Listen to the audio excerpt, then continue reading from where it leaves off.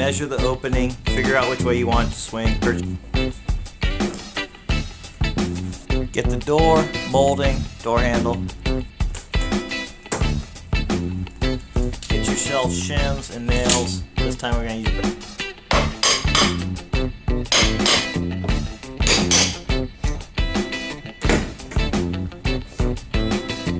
check the jam for level. This one looks good.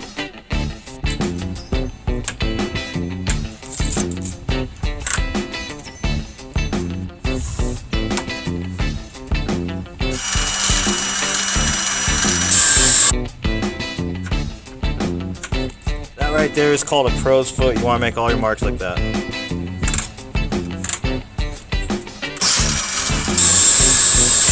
Alright, so I don't know if you guys noticed that I just made those other marks with my keys.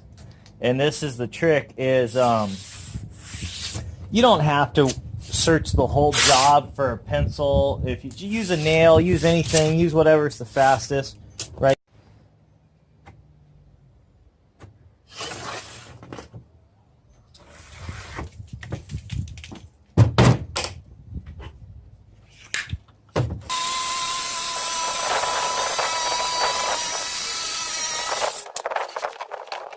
Get a piece of fine sandpaper. This one's 400. Could be 150 or above. You don't want to leave sandpaper marks on anything.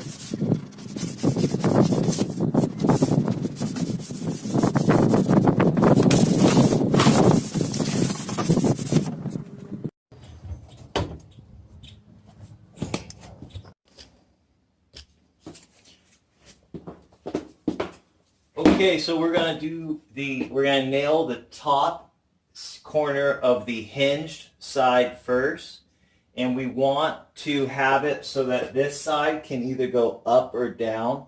The handle side can either go up and down so that we have play either direction. And can't think of much else to say about that. We'll see.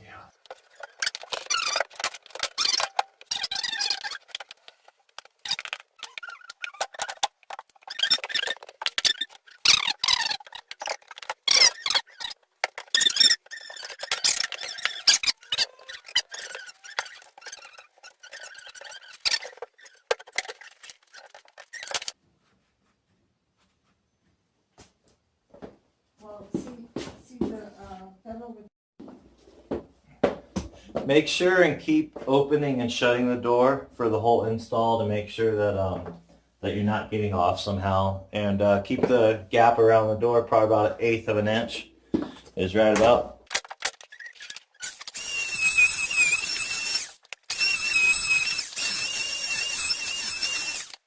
I'm going to catch you up with what I've been up to. Everything is sufficiently simmed.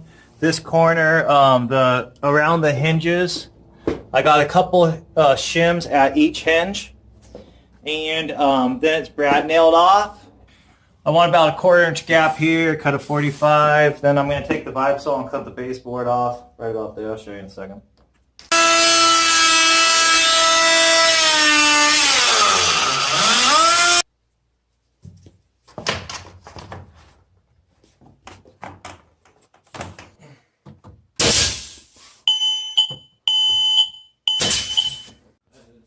It levels it.